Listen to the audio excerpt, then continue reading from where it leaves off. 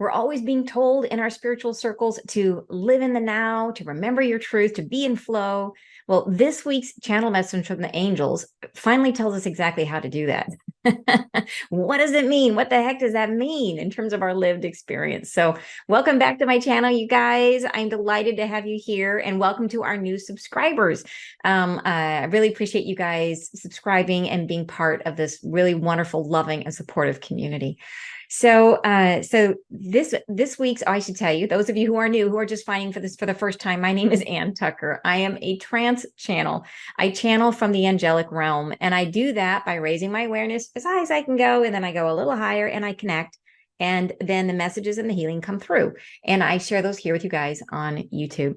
So this week's message, and this has been a long series of messages that the angels have been sharing with us that are all about the shift in consciousness, helping us to understand. It's really a week by week, helping to expand our awareness and our ability to work with the energies that are moving through us and for us to help humanity shift to a higher state of being. And so as each one of us goes through this shift at our own pace, at our own time. So it really is, the messages are incredibly helpful to help us know how to navigate it for our own highest and best, and for the highest and best of the whole, of all of us. So this week's message is talking about that idea, like the angels have been telling us for a long time. Let go of expectation is the idea of living in the now. Here they really break it down to help us understand. They give us some beautiful metaphors to help us embody it, to really get it, that what it is. And they talk about it as an experience of time, that right now we are living time as though we are living in the moment. We take the expression of who we are right now. They say we put it in an envelope and mail it to ourselves in the future. And then in the future, we're opening up the present. And that present is who we were several months ago. And sometimes it's several years ago, right? You may be working through issues that you created 5 years ago right now. So, maybe even 20 years ago, these may be issues that you planted the seed for these issues 20 years ago. You just never know. But in any case, it's explaining that experience of time as being this much more solid thing, and how our new experience of time, they want us to do it in a new way. And they give us, I think, some very tangible explanations and examples to help us know how to embody this. It's a super, super cool message.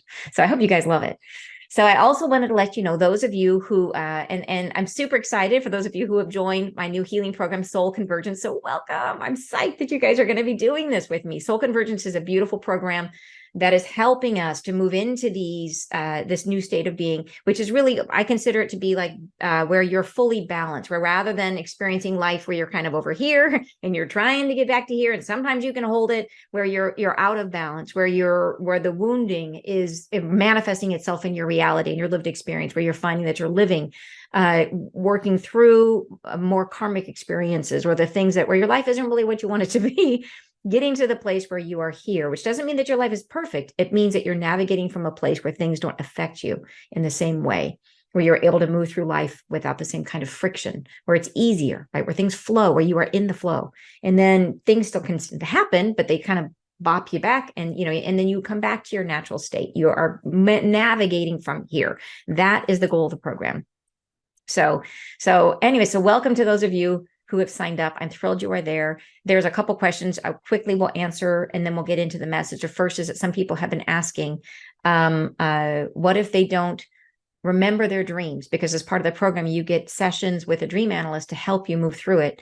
And I wanted to answer that quickly. Number one, if you don't dream, don't worry.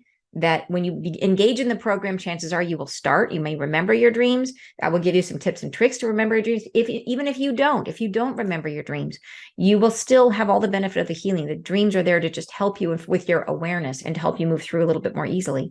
And if you don't remember your dreams, then the dream analyst will work with you using the what's going on, the events of your daily life. So you will still receive enormous benefit from those sessions. The other thing I wanted to say is that as part of the program, it's important that you don't do other forms of healing during that 11-week period.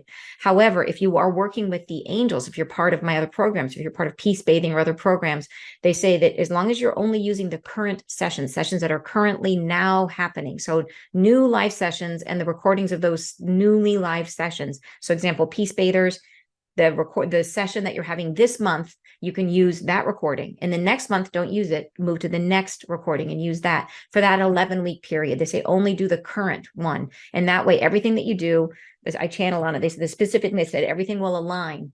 All of your experience, because as you're going through those programs, the healing you receive is very, very individual, that for you, it will all align towards that balancing. It will all align towards the work that you're doing in soul convergence. So anyway, so I hope that answers the question. But it's important not to do the other programs, because it's kind of like they're building a container of, or to outside programs, because you're building a container of energy. So, and we experienced that when I was doing some practice sessions with the dream analysts. I've been doing the practice sessions with them as we're leading up to offering this program. And what they found is one of them did do an outside meditation, and their dreams stopped immediately. So it's just to know it's important not to just for that 11-week period to only do that. Okay. All right. So enough about that. If you do have questions, let us know. And I hope you guys love the message. Have a great day. And just so you know, guys, I'll do the same format as usual. I'll read the message. For those of you who are new, I will read the message through, and then we will go back after the fact and go paragraph by paragraph and talk through the deeper meanings. Okay, so let's go ahead and get started. Beginnings are near. We beckon you on. Feel the solidity of the time now as it's passing through your fingers, as though each second counts for something. It does. It mirrors a reflection of where you are now. The sense of who you are is expressed in the moments that pass. We invite you to explore now where you are found. In the moments of time that pass before you now, you find yourselves like an envelope. Each second you are made and renewed and placed within for safekeeping. And these envelopes will stay, a harbinger of what is to come, as though you send yourself from the past to the future and create for yourself what is coming.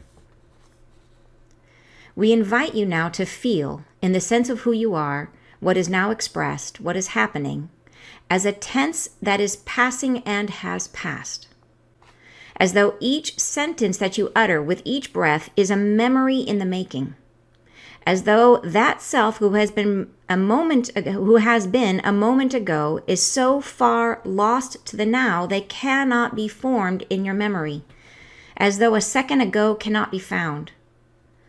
We invite the self to let these down, to let them stay. Barricade no more the self in the expectations of what is.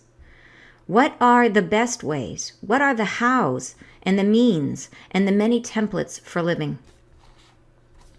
Feel in the self that, come what may, you will rise again, a new instantiation of self. And in the beginning times, come what may, you will stay as you are no longer. It will change, and that change will be felt in the body, in how you express, in the words you are making, in the breath that comes and fills the sense of the now. It will hold within it a promise you've made to the self, to be, to express, to behold yourself in the new day. Become aware of the solvency of your nature, in the solidity of the way you've been, how your features are held in place. With each day you find yourself waking and not much has changed. One day flows to the next, featureless and void of change, to the daily expression. But in the cumulative total of the now times that pass, you observe in retrospect that all has become different. The now that unfolds in the passing of what remains in this time of expression takes on a charter and character that evolves more slowly than you will. It evolves to the times that have passed, as though the pronouncement of the now has clung to something remembered. You are formed on the horizon, in the new beginning, the next instantiation of self. You beget nothing of what was if you center the self upon that horizon, upon the state of self you are now, in the expression of what has never been. As though the template for who you are and the features of your face will be found again in the next reflection of something never seen. as though you can hold in the self a new instant and beginning and know nothing of what you were. And be how you are in the satisfaction of coming to the next moment with all that you are, in the power of your understanding. Not with that which has been given by prior exertion, by prior force, by that which was made or how things have been, but who you are. All that has been accumulates in your nature. It makes itself known in the patterns and rivulets of your essence. Your song is the container. It is not in the how of the making, in the ways of doing. It is in the how of beingness. It is what you are. In these forms of what you are, you pronounce the now differently. You make it from an instantiation of self that has never been known, as though the next now can come and form in your reality and find you a new person, newly made, from nothing that was ever known before. It is as though all that was cumulative is left behind in the shadow, and you emerge from this and take only what was formative, what stays in impression, a fixture in the celebration of your very nature, the nature of you which was changed. The sense of who you are comes not from the foibles and the play of daily living, from the how and the means. It comes from the very way of being, from the way you hear and feel and can be with each experience. What you draw forward toward the now is a jumble of experiences. Some of these have hardened into pathways that you follow. You make means from these. You process further from the past than you do the future. You make each play a proposed ideal of some foretold expression, as though each instantiation of each day is but a replay of something you've already known.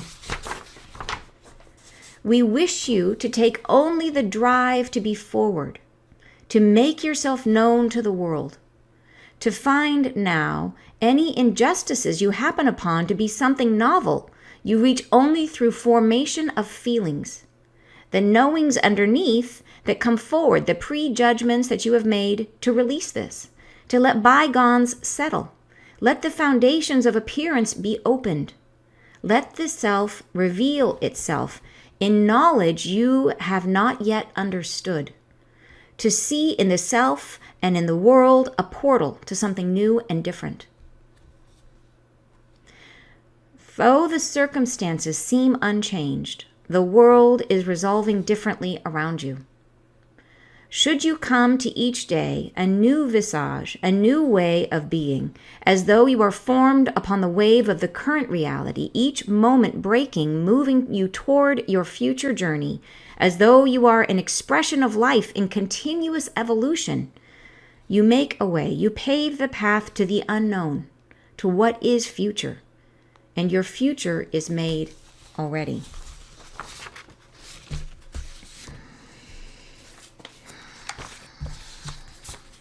All right.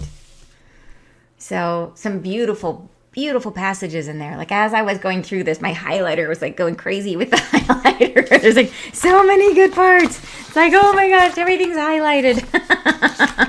Because it's so many beautiful ways. It's just the metaphors they use. You know what I mean? It just, to me, it just helps so much for it to sink in and for us to like have a way of understanding it. I feel like they speak to us in whatever way we are able to grasp it. I'm a really visual person, so the metaphors really help some people. It's the, it's a specific wording of the language. For some of you, it's going to be the feeling, how do we absorb it? Yeah, you're saying, holy wow, I know, oh my, a new level of deep. And Karen's saying that was sweet and gentle. It really is. They do have a masterful way of delivering like super profound, sometimes like really big asks, right? But they do it in this way that's like, we love you. It just feels like, oh, of course I'll do that. Yeah, you said we grow our souls by change and evolution. Absolutely. You say, I'm so tired all the time. Even now, I'm fighting to keep my eyes open. Ooh, so Mike, you must be really processing a lot. That's great. Like it's, we always say like when someone cries, we're like, yay, you're clearing. Yay, you're crying. Like you're exhausted. Yay. It means you're growing. I know what you mean though. So. All right, so shall we go through this and break it down paragraph by paragraph? So like I was saying, I feel like this really, the whole message is going deeper into this concept that we need to let go. It's like let go, but it's like next level letting go. It's that idea of what are the expectations we have, the way that we process. Right now they're trying to give us or help us to understand a new way to process our reality. How do we walk into the day? Like there's so many ways that we experience our day through like just rote experience. Like rote is like that thing that's like been rehearsed and rehearsed and rehearsed and rehearsed. Like how many things in our day do we do by habit? And or how many judgments do we come to that we're not even aware of because they've just been laid so firmly into our awareness that we see somebody and we come to a certain expectation of their behavior or how they're going to be, which may not even be true, but it's based on something, a pattern that we laid who knows how long ago, right? And it's just in there and we're not even aware of it. And we just navigate that way through our lives. So we're just constantly recreating these old things. And they're trying to really break through that. They're trying to say, look, in order to really develop and really be open to things we've never seen before, we have to become super conscious of where we're doing it. We have to become super conscious of where we are creating from the past and start to open in a new way. To seeing things as though it's like a rebirth, right? Like as though, like imagine when we're born, like we come in and we have the veil. And the veil is this beautiful thing, this beautiful, horrible thing that cuts off our memory of everything. So we have to form brand new judgments about everything we experience. And then we have to bring in the wounds that we're meant to have. We bring those in deliberately by recreating them in this life. So we have them all over again. But we don't come in right? In the beginning, it's like the veil drops down and we forget. And so it's almost like if only we had the benefit of the veil at this point, if only something would come in and cut us off from all of the foundational judgments that we've come from our culture, from our family, from, our own experiences. If only, if we, maybe you had a relationship with a construction worker at some point and it was really, really bad. And now you think all construction workers are bad. That's a judgment that's based on experience. Like, how do we let go of that? How do we open up? And we're not even aware sometimes about those judgments. Like, how do we take how do we drop a veil for ourselves so that we are able to come in? And what's cool about this message is they're saying, what is it exactly that we're trying to bring forward? Like, what is it we're trying to leave behind? And what are we trying to pull apart from that and take with us? And how do we draw that line of separation? And they talk about it in a bunch of different ways. So, and you're saying, hospicing the old, exactly. And Justine says, absolutely. Remember how I was desperate because I had realized I had no idea how I could even love myself. And now I know, yes, in just these few weeks at the new working place, I have learned how that feels and how I do it just because I have followed a dream. That is so amazing. Pure Ascension Love, Pure Love Ascension says, Spirit always tells me, keep it simple. Don't go overanalyze. Go with your intuition. Break free from the self and those self-imposed limitations. Yes, yes, yes, yes. Yeah. So let's break it down, and there's some real gems in here. There's some really, really beautiful ways of thinking about this. So here's the first one, the first paragraph. They say, beginnings are near. And they say this a few times, and they keep telling us, like, we are right on the precipice of and so for those people who are maybe newer to some of these messages, like in terms of the timing and when is this all going to happen? When I first started getting the messages about the shift that we're going through, like I thought, oh my gosh, it's got to be soon. And I was looking in the astrology, trying to find like, where are the patterns? How can this happen? And I didn't really understand like that this is a thing, that it's like a process of like this rubber band that's being stretched further and further and further. I believe that the biggest events we're going through started with COVID in 2020. That was kind of the beginning. That was kind of the first big thing that created enormous stress in our environment. It stressed the institutions, stressed the economy, stressed the school system. It stressed everything. That was the beginning. And then since then, like it hasn't, there's all of this, that beginning of that stress is still rattling its way through, right? And then, but when they say beginning times are near, beginning is near, I think what they're talking about is like this wave of energy that we're expecting, these bigger ramifications that are going to ripple out and create much more of the pivot that we need. Like they were very clear. They said there would be this flash of light that we would look back on and say that was the moment that changed everything. So I think as much as we can say COVID was the thing that stretched, that created, that got us to the brink where we became vulnerable to these energies, where we were open, right? Humans don't change because they want to. They change because they need to. And we needed to create that need. We needed to create enough disruption in the world so that people became open and vulnerable to change, right? Ready for change. If everybody's like super secure and in their happy place and have everything the way they expect, and then there's chaos in the world, they're just like, oh, that's for you, that's not for me. We needed something that would stretch everything so that we could be open. So the beginning they're talking about here, like I'd say, the prelude has been, we've been going through the prelude, preparing us, the beginnings. I think that is the thing that shifts our consciousness, shifts us. So we've been, working up to it, but it's near. And they've been telling us that. They say, we beckon you on, keep on coming, keep on doing it. They're saying, and this is so fascinating, say, feel the solidity of the time now as it's passing through your fingers. So like it's so thick. Time right now is so solid, you can actually feel it moving between your fingers like grains of sand, like moments, like they're tangible, right? As though each second counts for something. And I love that because it implies like sand pouring through your fingers and how we are like it counts for something. Like feel that sensation of like grasping at the sand, trying to hold the sand, and it's slipping through your fingers. And that really is our experience of time right now.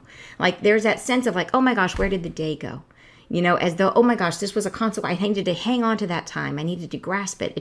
But there's that experience. I think this really beautifully articulates what our experience of time is now, right? It's a sense of it running out. We talk about that all the time, the sands of time running out. So I think this really identifies our lived experience of time as we've been going through it. So passing through your fingers as though each second counts for something. And then they say it does, right? It mirrors a reflection of where you are now. So each second, it is relevant. It is important because it's reflecting us. In this exact moment of who we are at this moment, that grain of sand was an expression of your truth, of who you are today. They go on to say, the sense of who you are is expressed in the moments that pass. So this is that idea. Each grain of sand is a representation of who you are at that exact moment. But you may have changed between them. You may have had some amazing, brilliant awareness come in. So in the next moment, you're going to be different. And that grain of sand will hold that version of you, right? And those two grains of sand are going to be different.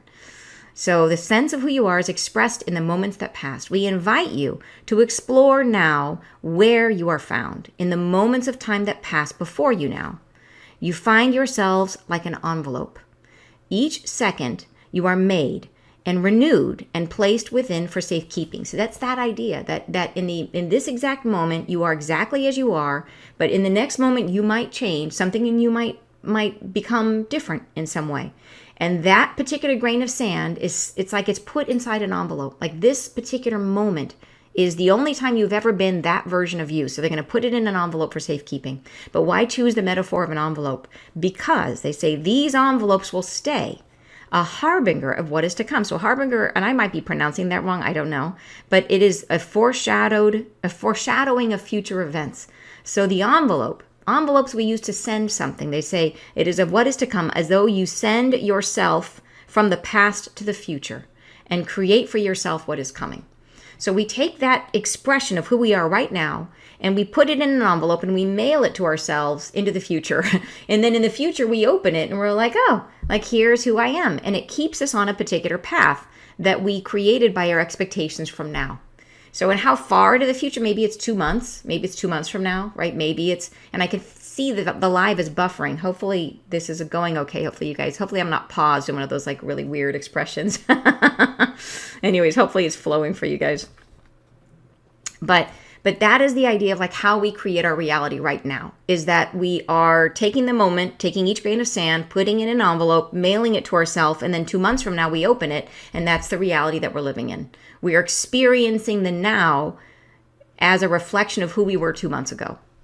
So I think that is the framework. And that's why they say it feels solid. That's why it feels like we're grasping at it, right? That is the experience of time currently, right? Okay, good. You're saying it's flowing. That's awesome. All right. So I think this is really important to wrap our heads around this concept that time, it's like time is slow. Like we feel what we're living in now, and this is super coming up just recently, by the way, for a friend of mine who's going through a real estate transaction and coming across like issues as they're going through this discovery process and finding things that were problems that were created, like 6 months ago or created 20 years ago. Like it may be a thing that was a problem that evolved, and this could be at any point of your life where that problem is now coming forward into the future and having to be dealt with. And it doesn't mean that problem stems from necessarily how you're built in the current world. It could be that that's how you were built 20 years ago. The 20 years ago you created that problem, and now it's just coming up to be processed. So that's our experience of time, is that we sent ourselves from 20 years ago or from 5 years ago or from 6 months ago or 2 months ago, and we open it in the future and we're like, okay, I got to deal with my old self. All right. So then we go on to say, we invite you now to feel, in the sense of who you are, what is now expressed, what is happening as a tense that is passing and has passed. So this is what they're trying to say, that idea that what we are living in the now, we invite you to feel in the sense of who you are, what is now expressed, what is happening at the moment is a tense that is passing and has passed.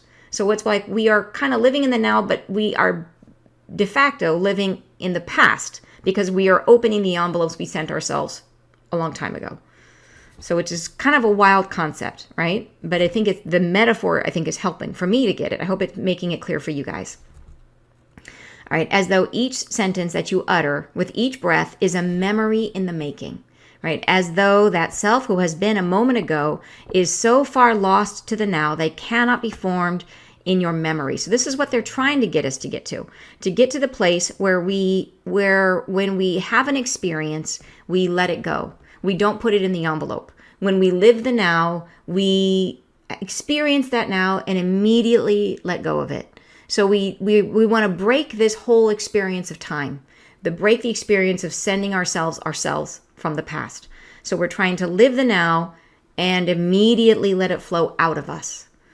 So as though a second ago cannot be found, we invite the self to let these down, to let them stay, to let the envelope stay. And I know it's like, how do we do that? Because it's hard when we're not even really aware of how we're creating the envelopes. But they go into it more. They help us. So let's keep reading. They say, barricade no more the self in the expectations of what is. So it breaks down to our expectations.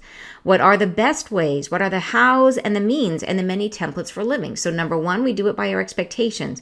We do it by getting into our head, trying to say, how do I solve this problem? What is the best thing for me? Looking for the best, right? Trying to rationalize what choices should we make based on what we've known. But what are the hows and the means? So we're trying to look for, how do I solve my problems based on what I've known, based on what's been in the past? What are the templates are living? So what are the conditionings, the ways that we think we're supposed to be or think we're supposed to solve problems? So they go on to say, feel in the self that, come what may, you will rise again, a new instantiation of self. So they're saying that, and this I think relates to this concept of the flash of light. They're saying that you can't miss the boat, that no matter what, we are changing, that no matter what, we are changing. And they say, and in the beginning times, which is referring to this time after this flash of light, in the beginning times, which they say are near, come what may, you will stay as you are no longer. So changes happen. We are changing no matter what. So the structure of how we are and who we are is changing. They say it will change, and that change will be felt in the body, so we'll know it. It'll be felt in the body. It'll move through us. We know we will be different in how you express, in the words you are making, in the breath that comes and fills the sense of now. So they're saying that we don't have to completely generate this change ourselves. That there's going to be a shift in us that will help us to change our experience of the now, so that we're not trying, like this concept of creating the envelope and shipping it to ourselves in the future. That structure, it's if anything, I feel like they're trying to make us aware of one of the ways that we are changing, so that it can be in our awareness, so we can work with it. But they're saying, regardless, it's going to happen. It's happening. That our experience of the now will occur, but they want to make us aware and help us to work with this shift in us. They say it will hold within it a promise you've made to the self to be. So this, in other words, we incarnated with the awareness that we were going to be going through this shift and that we were going to experience this change. We promised to ourselves that we would be able to experience this change in order to live fully from our full truth of who we are, not live half from who we are and half from the expectations and conditioning and stuff we had 2 months ago, 5 months ago, 5 years ago. Right? That is our promise to ourselves, that we are going to learn to live in the now, to fully express who we are from the truth of what we are right at this minute, not part who we are this minute and part who we thought we were 6 months ago. Okay. So they say it'll be to express, to behold yourself in the new day. Yeah. So this is deep, you guys. This is like existentialism, but like nth degree. All right. And all right. You're saying yes, a good day, and yes, shifts well underway. Yeah. All right. And so, okay. So I have a note here that I wrote to myself is, this idea of, what is this? I wrote capable of caregiving your, I cannot read my own writing. What did I write right there? Okay. So it was the word in here, which was that became again an instantiation of self, the change that you felt in the body, you express in the words. Oh, it's the next paragraph. Sorry. Okay. Next paragraph. They say, become aware in the solvency of your nature, in the solidity of the way you've been, how your features are held in place. So this is an interesting sentence. Become aware in the solvency of your nature. So, and they're saying become aware in the solvency of your nature. Solvency has two meanings because they like to do that. The first one is to be solvent is to be capable of covering your own debts, right? Is when you're capable of covering your own debts, you're stable, right? It means, in other words, you don't experience a whole lot of great change. Like if you're solvent, it means nothing can be basically, it's like, and think about the meaning of debts. It's like karma. Right? So you're capable of covering your karma. You're in a state, you're kind of moving through life, you're working through life, but there's a sense of evenness in your life of like, okay, what comes in, what goes out, there's the balance sheet is even. And then, but it has a second meaning, which is that what is solvent dissolves. That to be a solvent, something that is a solvent, like a substance, a chemical that is a solvent, dissolves other things. So to become aware in the solvency of your nature. So your nature has two parts to it. It's like your nature has two sides. On one side, your nature is something that tries to keep things even, that just kind of want to work through life, to cover your debts, to keep things the same. But your nature has this other aspect, which is that your nature is also a solvent. Your nature is to dissolve. Your nature is to change. Your nature is to move through things and to create. You have this creative aspect to yourself. So it's like we could call that sort of that human part of us that is like, don't change me. And then you have the other part, which is your soul, which is like, let's change everything. So it kind of references both. So you have this tug of war in your nature, in the solvency of your nature. So this is who we are. We're both. In the solvency of become aware in the solvency of your nature, in the solidity of the way you've been, right? That we have been solid. This concept of time, this concept that we don't change very much, right? That we don't really want to change that much, right? How your features are held in place, like how we have a desire to keep things the same, right? Then they say, with each day you find yourself waking and not much has changed. So that's the usual experience of life. The day-to-day, most days, you're going to wake up and it's going to be pretty much according to your expectations. There's going to be things that happen, but the life pretty much looks the same, most of the time. Then they say one day flows to the next. They say featureless and void of change to the daily expression. So there's nothing like usually super remarkable. You can kind of wake up and go to the work and there's stuff that happens, but nothing that really blows your mind. And then they say, but in the cumulative total of the now times that pass, you observe in retrospect that all has become different. So if you look, you might feel day to day that nothing's changing. But 6 months, if you look back 6 months ago, where were you? And you might recognize, wow, there's actually been quite a few, some major changes in my life. So this is kind of our experience of time right now, is that things are changing, but it feels real. Time feels solid. It feels like these grains of sand. It feels like something, but that we recognize change is actually happening. It's just happening at this slow pace. It feels slow. It feels sometimes fast. Time feels like you don't have enough of it. But yeah, so anyway, so that is the typical human experience of time. Some of you may be differing from that already. You may already be stepping into a new experience of time. And they've told us before that they have a message. I remember this now. There was a message like maybe even a year ago, that we are being freed from time. So I think this is referring to that message. It would be interesting to go back and listen to that again now, that we're being freed from time. So the way humanity has been experiencing time, and like I said, this might be changing for you personally, but this has been it. This concept that, yeah, day to day is kind of the same, but yeah, 6 months ago, wow, yeah, a lot has happened in 6 months. And the days feel like time slips through your fingers, but the moments feel like you're trying to hold on to them.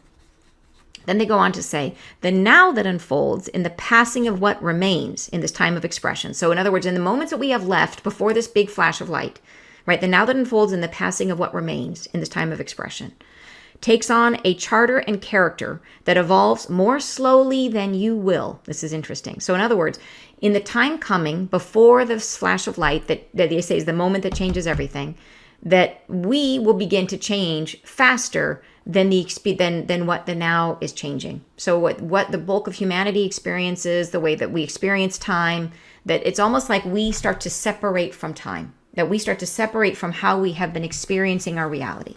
So this is really, really interesting.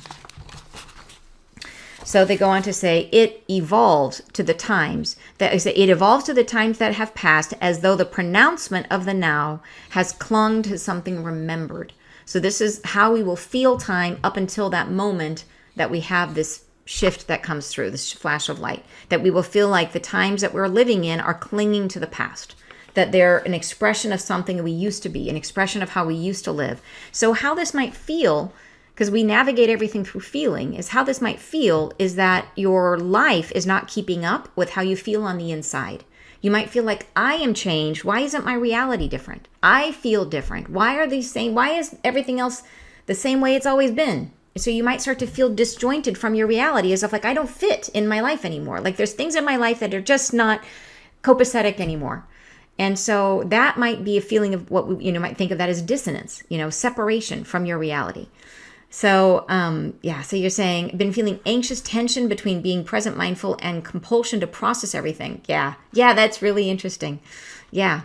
And you're saying it's a daily process. Absolutely. So, and Jashini says, I am because I feel 100%. Like that's the feelings are the things that we take with us. That is what the language of our soul is. So Lisa says that dissonance has been going on for a while now. Yeah, it's super awesome that you're identifying it. Yeah, absolutely. So I think it does really speak to our experience for sure. I can definitely relate to that there's times where I feel like, okay, I feel like I'm a couple steps ahead of what my reality is reflecting, and I'm waiting for reality to catch up to me. And that's a weird feeling. So, okay. So then this next paragraph, and I put a little star on this one because I think this next sentence says a lot. They say, you are formed on the horizon in the new beginning. The next instantiation of self, you beget nothing of what was if you center the self upon the horizon, upon the state of self as you are now, in the expression of what has never been. So this to me is a really interesting distinction.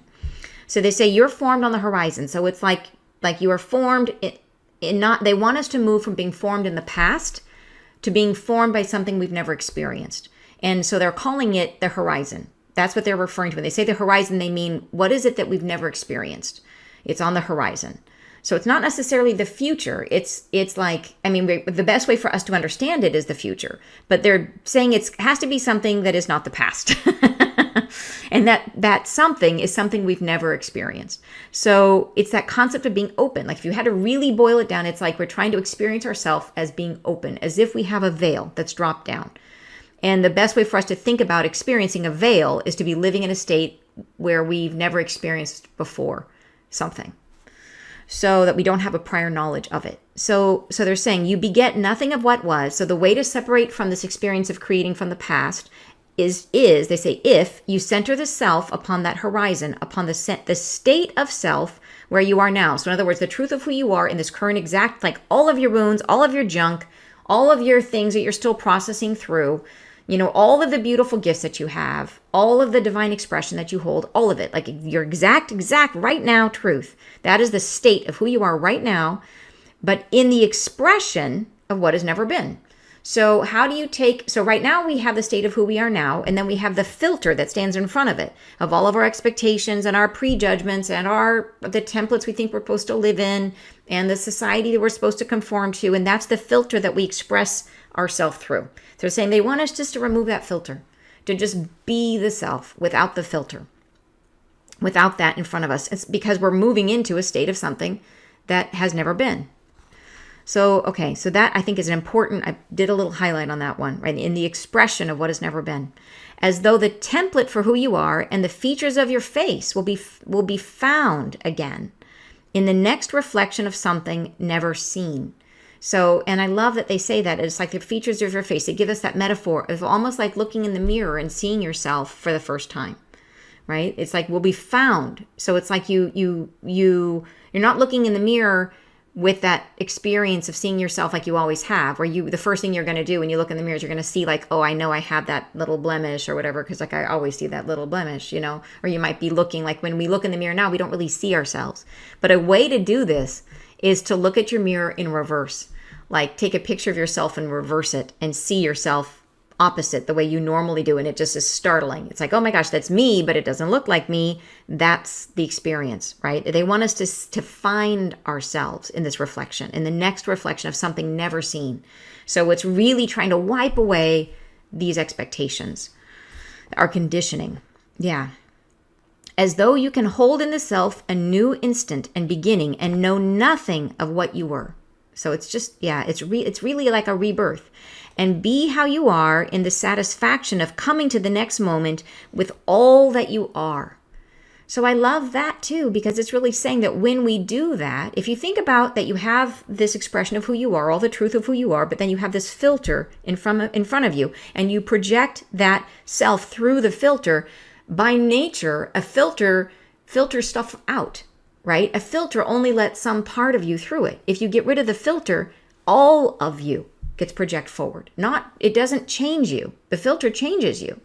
But without a filter, all of a sudden, there's much more of you being expressed into the now.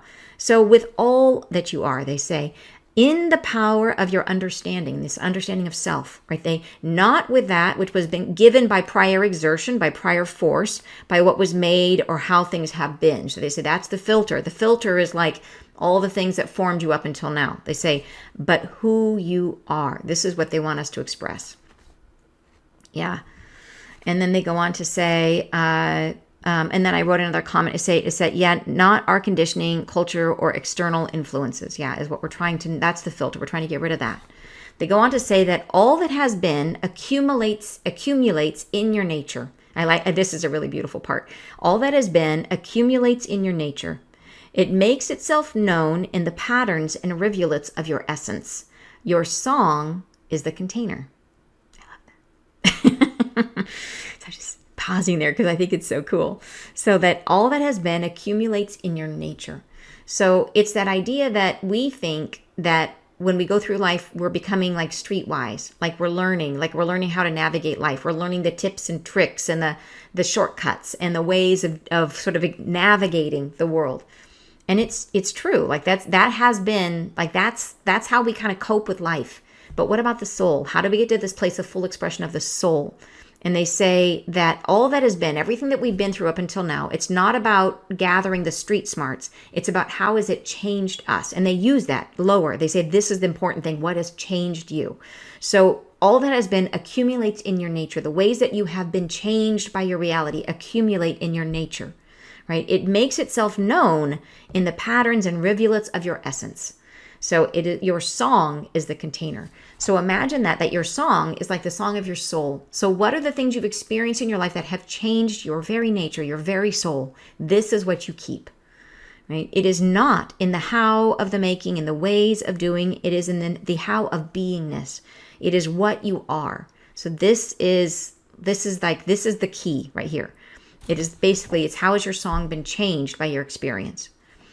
In these forms of what you are, you pronounce the now differently.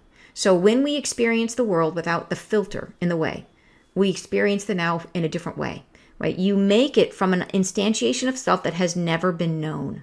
So it's like, and this is a reference back to at the beginning, how they said we each moment we're creating ourselves, putting it in an envelope and mailing it to ourselves. So when we experience the now, we're experiencing it from the perspective of a self that existed before 2 months ago.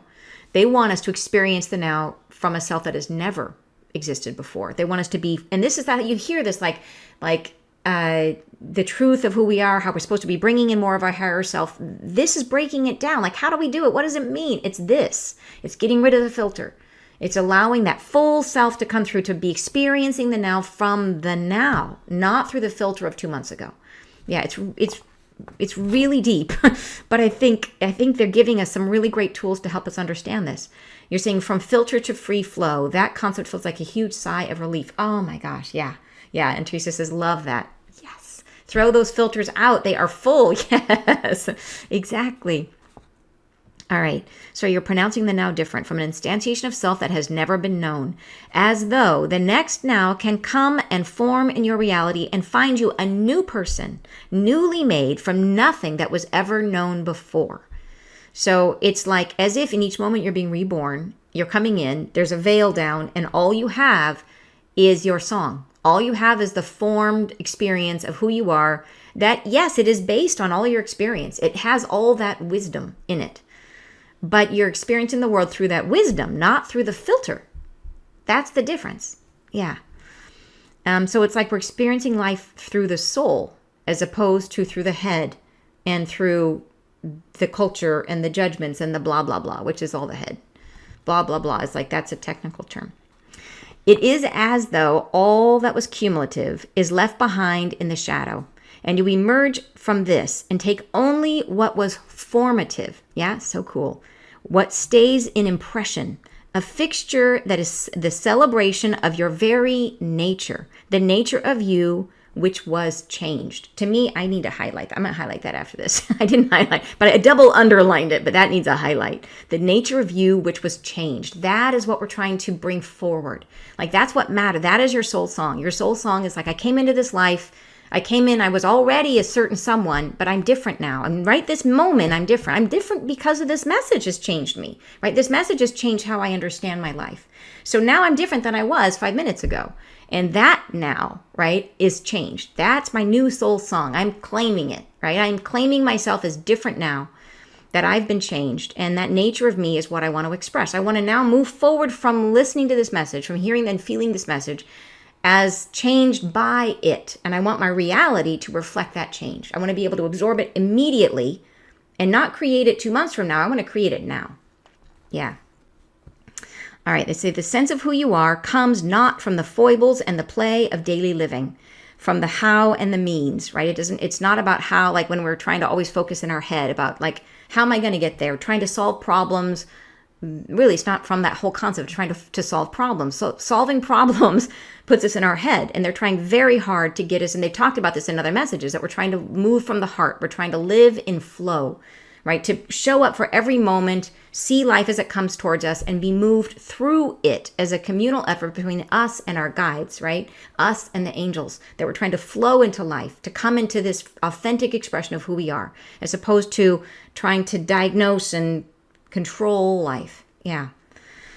So it doesn't come from that. It doesn't come from the how and the means, right? It comes from the very way of being, from the way you hear and feel and can be with each experience.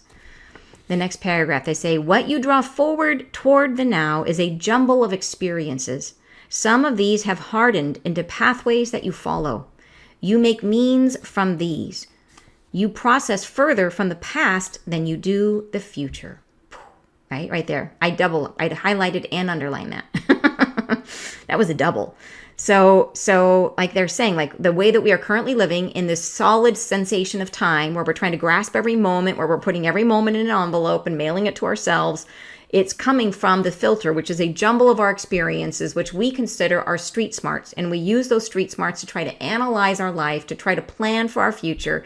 And it's so funny, like deep down, every human already knows this, because we say there is no plan that survives contact with reality, right? That is like the funny joke that people always make. Like back when I was an executive coach, like that would be the joke that leaders would always make. They're making all these plans and there's forecasts and blah, blah, blah. Then they would say, oh, there's no plan that survives contact with reality.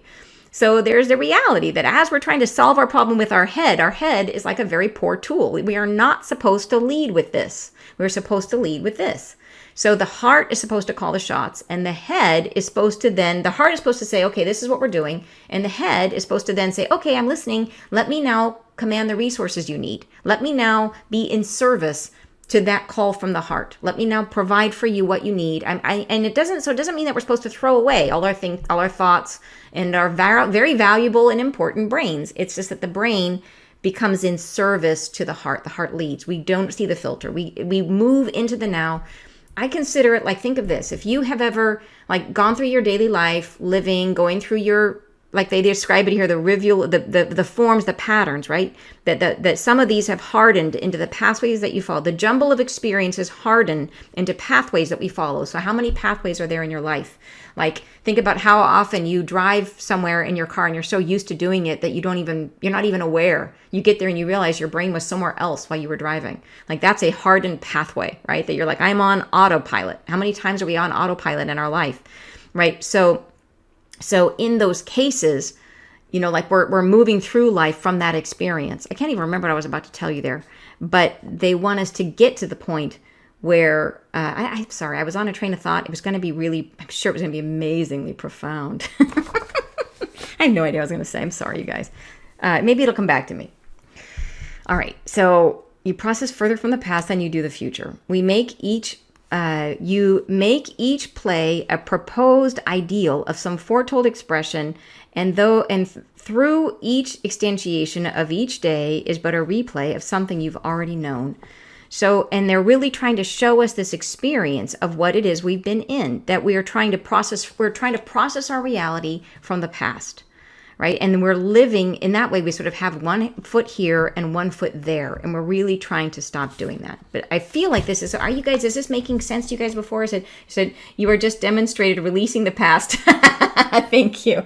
I'm sure it was going to be amazing and profound. Thanks, you guys. Thank you for being so sweet. Yep. Yeah. So whatever it was, it's lost to the sands of time that I'm no longer clinging to.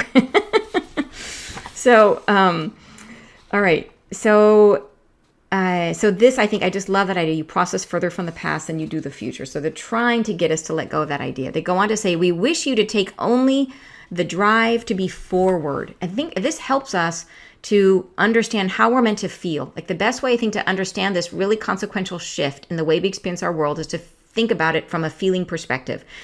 We wish you to take only the drive to be forward, to make yourself known to the world. So this is, if we're trying to really ride the be present, it means rather than being in our head where we're trying to control our reality, it is that idea of trying to be in the heart and just try to express ourselves into the world. So it is being present. What are the ways you are honoring what you feel, how you're experiencing the now? Are you letting that guide you, right? Letting that be your guide. Like that is to make yourself being known to the world. It doesn't necessarily mean that you're expressing it every single minute. It means that you're experiencing the reality from a place of truth and honoring who you are. So it's feeling your way through the reality. That's expressing yourself in the world. Letting your heart guide you, saying, I'm attracted to this, I'm not attracted to that. I feel in resonance with this, not that. Like that is expressing yourself in the world. And certainly there's a certain amount of like sharing your song. And you do that just every single word, every breath, you're expressing who you are. But in terms of how do we move forward, we wish you to take only the drive to be forward, which means to experience life, right? To engage with life. Right? And by doing that, you make yourself known to the world. You do it by navigating from the heart, by trying to feel your way in the current moment from the heart, and not letting everything come into the head where we analyze, we create judgments, we try to control our experience, right? And we try to formulate a plan which isn't going to survive contact with reality anyways. So it's a very, very, very different way of being. It goes against all the ways that we've been trained. Yeah. So you're saying message resonating in a huge way. Phenomenal. Karen says, yes, makes sense. Awesome. You're saying, okay, to find now any injustices. So this is, I think, a cool way. They're trying to give us a tangible thing to hang on to here. Like, what does this really mean in our experience of living? So take only the drive to be forward, make yourself known to the world. Now they say, okay, here's what this feels like. To find now any injustices you happen upon to be something novel, you reach only through formation of feelings. So in other words, say, for example, that there is a terrible thing, one of the many, many, many terrible things of the poly crisis that we're in right now, any one of them. And so how do you navigate that? Does it come to you with the judgments that you formed in the past? Like, does it come to you through the filter of, whatever it may be and I mean, given most of these things like the poly crisis, a lot of them involve like loss of life and terror and horrible things that are really scary feelings. But navigating that through the truth of your feelings and saying, okay, so the formation of feelings. So in other words, so say, for example, in any crisis, in any war experiences happening in the world, you may feel strongly about one side or the other. But those takings of a side are prejudgments. They're based on the formation of judgments we made in the history of our life. We decided that this one was better than that one, or that this one was more sympathetic than that one. But if you come into the experience of war from the feelings, without any prejudgments, what you feel is the chaos, the fear, the death, the loss. That's all you feel. All you feel is the loss, right? And so what you come away with is not necessarily feeling that any one side matters more than the other. What you feel is just love, right? You just feel love for the people that are suffering. That's it. That's all you feel. There's no more judgment.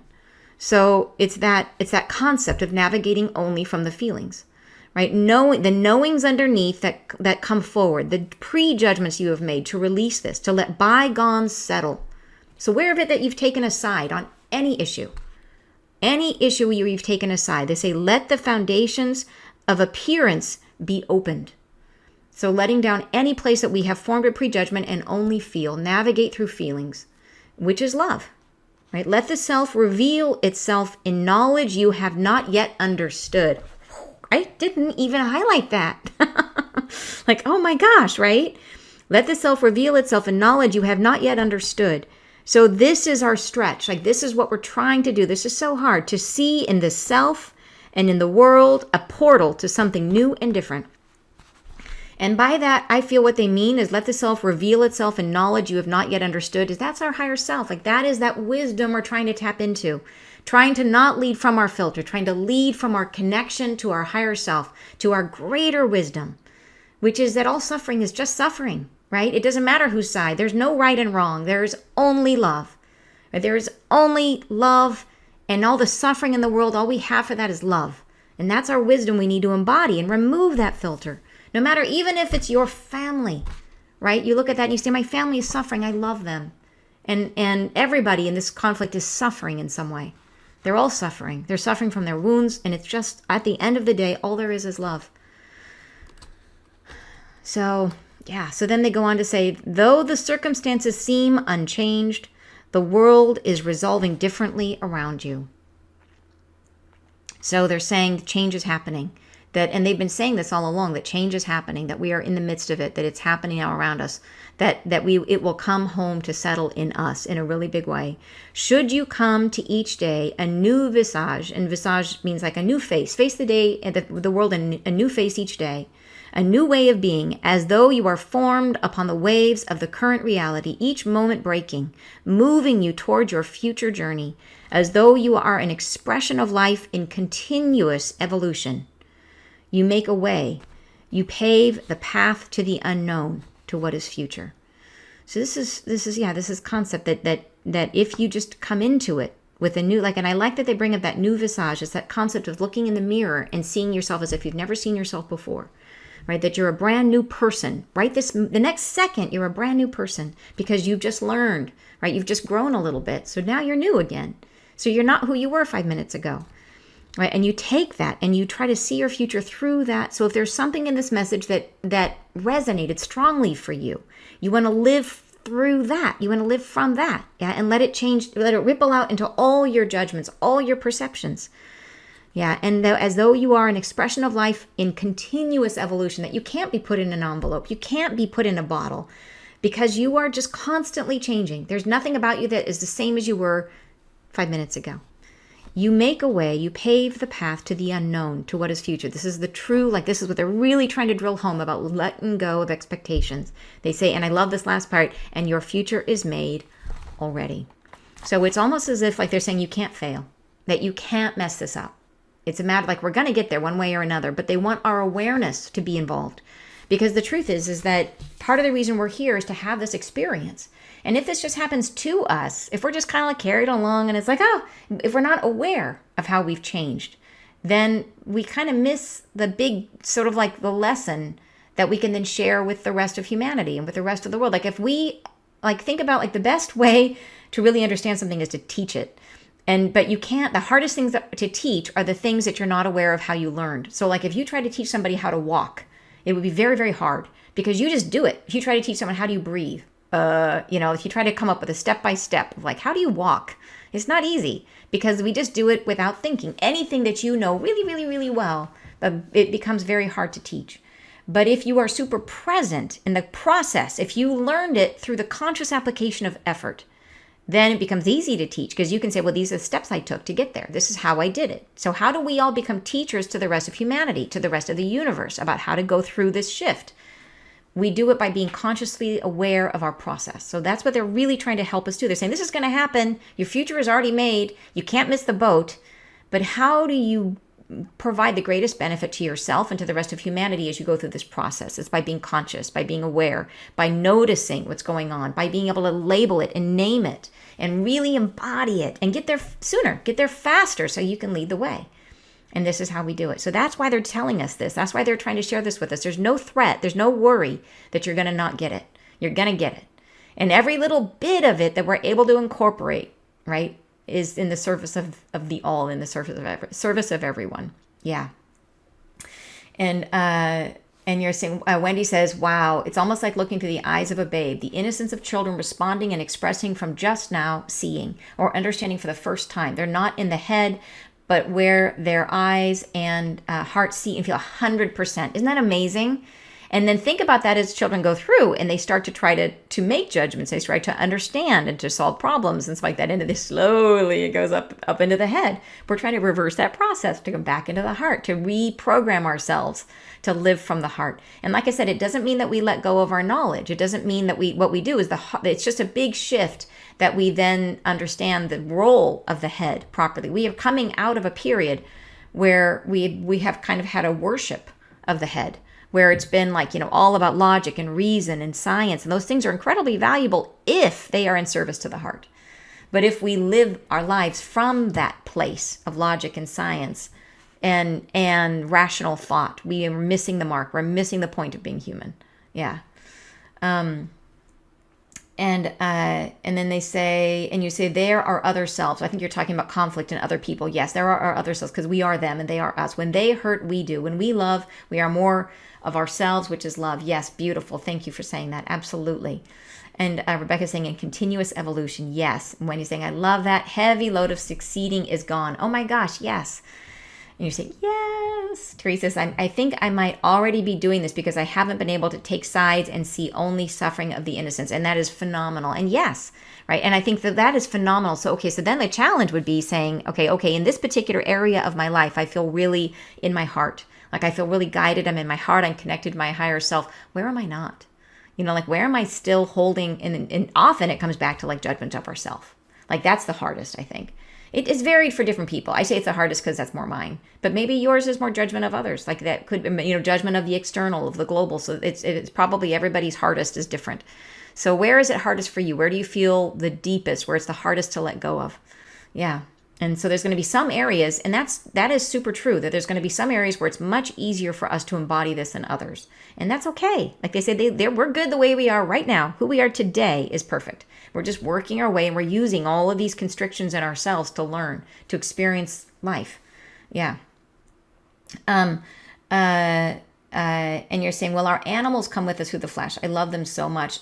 My understanding of this flash is that it literally goes through everything, that it soaks through the core of the earth.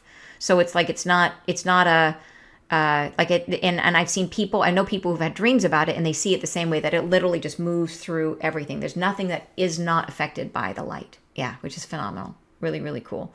You're saying this is so good. You're thinking always, this is so welcome. Yeah, I am thrilled. Like I said, every time I get these messages, I get to experience them for the first time, just like you guys do. Like the day that I channel them, I have a hard time making sense of them. And just this morning, it was just this morning that I'm doing it. And so funny, I'm on the couch with my highlighter, getting more and more excited about all the metaphors, the way that they help us to, I feel like the point of this message is to help us take things they've been saying, all these puzzle pieces they've been giving us, and connecting the blocks, connecting them with greater depth of understanding. It's like they had to lay the groundwork, and then they start to bring in more and deeper understanding.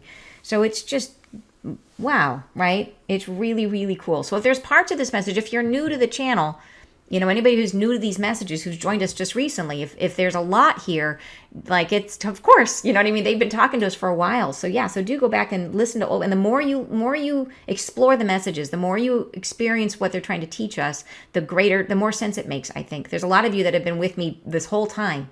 And I think you know what I'm talking about, that it's like layers. They started just, it's because we're human. We have, it's a big change they're asking us to make. It's really hard to draw it into the body. So even if it makes sense to the head, does it make sense to how you feel? So the more we just experience it, let it soak in. Like my mom was a teacher, and she always said like that it was like laying Velcro in the mind, that you would experience something for the first time, and it might feel really hard to grasp. But that first experience, even though it might not feel like it changed you, it did. It put a little bit of Velcro in the brain. And then the next time something passes through, some of it sticks. And then more sticks, and then more sticks. And then pretty soon you're like, I got this. So I thought that it was a really cool way that she thought of things. She was a great teacher, really, really good teacher. So yeah, so she knew it. Anyways.